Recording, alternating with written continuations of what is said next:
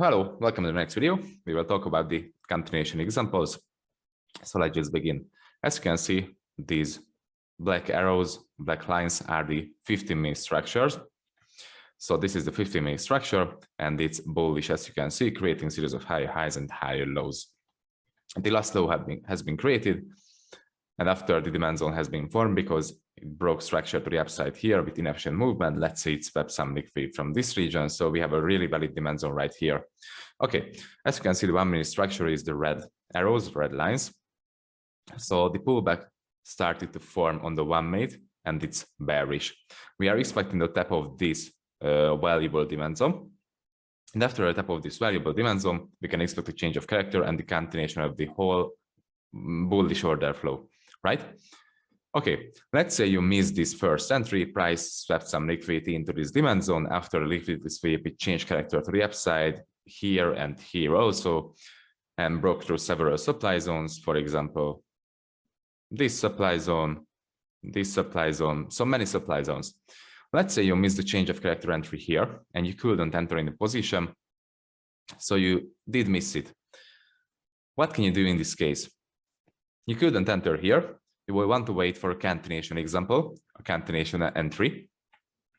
And if price breaks structure to the upside after this downside movement and the first perfect entry, you can look for a scaling trade in the form of a continuation. So let's say price breaks structure to the upside again. As you can see, it broke structure here to the upside.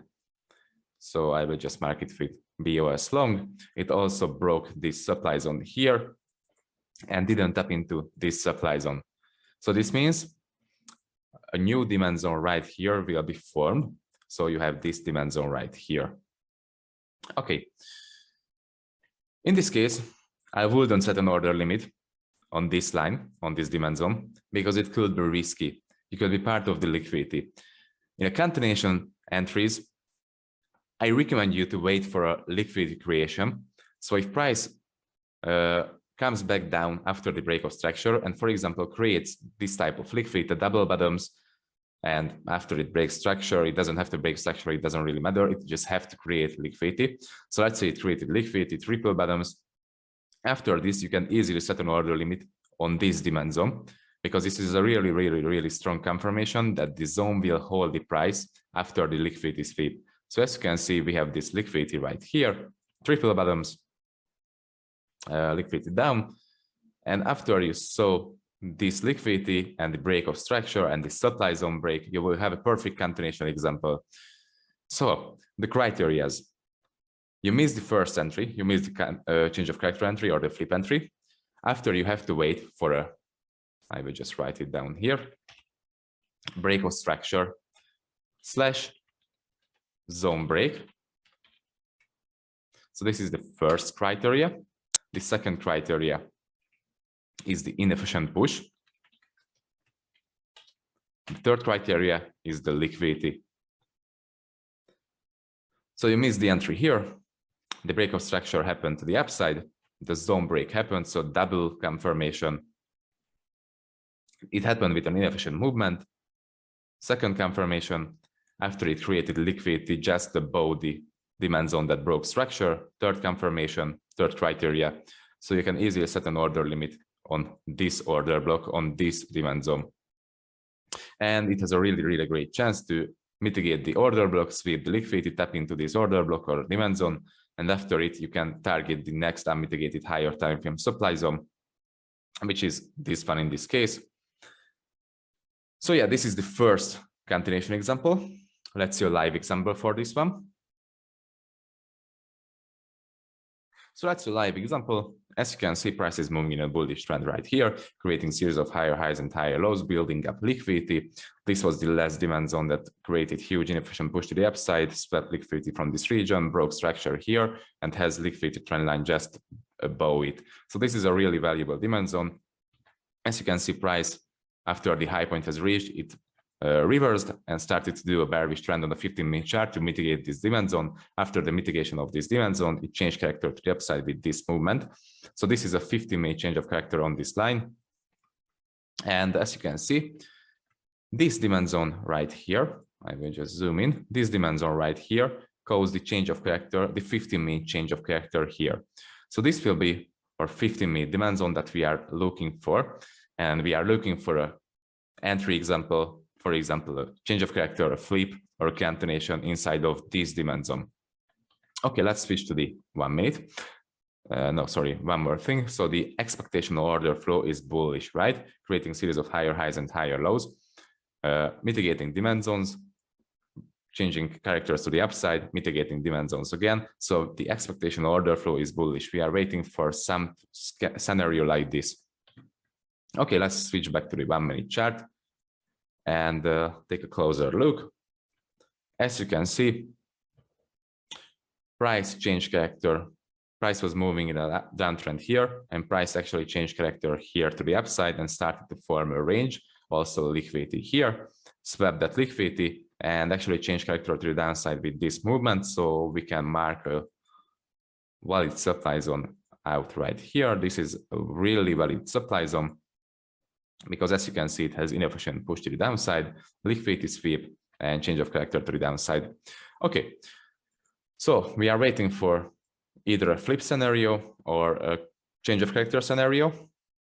And if we can't enter on that flip or change of character scenario, we are waiting for a continuation example.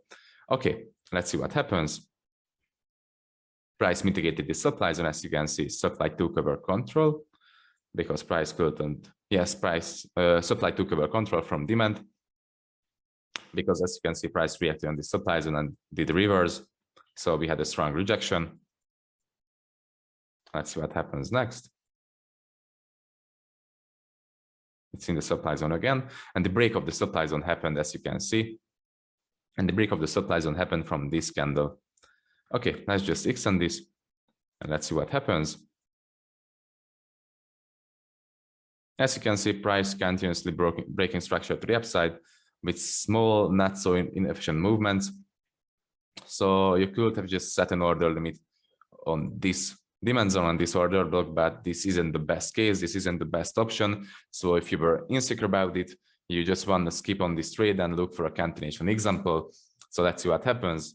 Price taps this zone, price feels the liquidity from this region with this candle, as you can see, mitigates the whole zone. And after this, it started to break structure to the upside. So you were insecure about this trade. You didn't want to really enter here. So you're looking for a continuation example right now. Okay, as you can see, price broke structure to the upside with inefficient movement with these two inefficient candles here. It also swept some liquidity from this region. So a really valid demand zone has been created right here. This whole candle is about demand zone. Okay, let's see what happens next. So two criteria of the three are fit because we have inefficient push and break of structure to the upside and some liquidity sweep. Right now, we are waiting for a liquidity creation. It really has to create liquidity. And as you can see, it slightly created some liquidity right here. Small liquidity trend line. We are waiting for more liquidity. And as you can see, price is creating perfect liquidity for this zone. In this region, we have loads of liquidity, loads of orders, loads of stop losses sitting just below this line and also just below this line. So it makes this demand zone valid. Okay. In this case, I can set an order limit on this zone and I can wait the tap of it. But actually, I believe the 2-point pip stop loss won't be enough. Yes, we will talk about the equilibrium entries in the next unit. So yeah, we did set an equilibrium entry right here. We will talk about that in the next unit. Let's see what happens next. As you can see, price is breaking structure to the upside with inefficient movements continuously, but the order is still here. We keep this order here because we have a bunch of liquidity just below this, just above this zone, and we are expecting the tap of this zone. Okay, as you can see, price reacted on this demand zone right here. And after it broke structure to the upside here again with inefficient push. Let's see what happens next. But you actually can't open a position on this demand zone. As you can see, price formed this demand zone here. But this demand zone is part of the liquidity. Can you see how many equal bottoms are here? So you can't really open a position on this demand zone. You will want to wait for a liquidity sweep. And which zone will hold the liquidity sweep? more likely this down zone, because this zone has liquidity here, liquidity here, liquidity here. So loads of liquidity. So we are still waiting the sweep of this liquidity and the tap of this zone. And if price taps this zone and tags us in, that will be the continuation example, because he missed the first entry here, couldn't enter here. And this is the next break of structure after the missed entry. Okay, so let's see what happens. Price is breaking structure to the upside. It's on the way back down to mitigate the zone. As you can see, it built up more liquidity here, mitigated the zone, reversal, and it's on the way down to, yes, it swept this liquidity. Right now we have this liquidity left. Let's see what happens. I will just extend this line.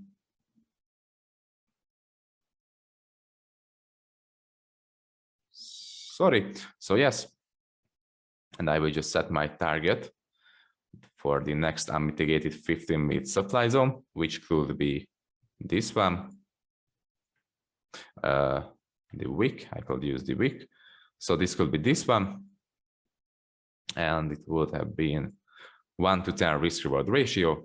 Okay, that's a really good target. Let's see what happens. So as you can see, price is building up more liquidity in this region. So we have loads of liquidity, loads of stop losses sitting just below this line. And which zone will hold that liquidity sweep? This zone, right?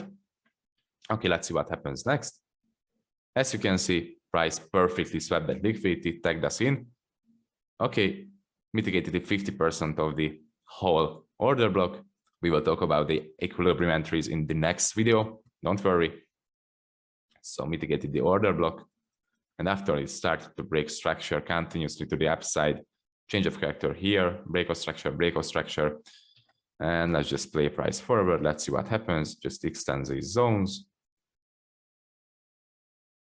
So just play price forward. As you can see, it's moving really, really nicely, breaking structures to the upside continuously, creating the efficient movements, broke the last structural weak high. This is a weak high because it couldn't break below the last strong high. So as you can see, this is strong high because it broke the last weak high. Weak high couldn't break below the last strong low. So this is weak high. Price broke through this weak high, created another strong low. Okay, let's play price forward again. Let's see what happens. Okay, and TP hit. Perfect TP hit, as you can see. And this is the continuation example. So you missed the first trade right here. You couldn't enter on this opportunity because you are lack of confidence, or you're just insecure about the trade. So you are looking for a re-enter, the next opportunity.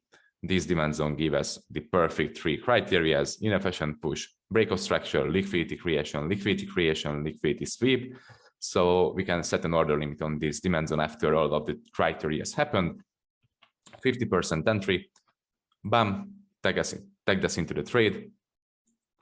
Target is the next unmitigated supply zone, bam, TP hit, it's all over.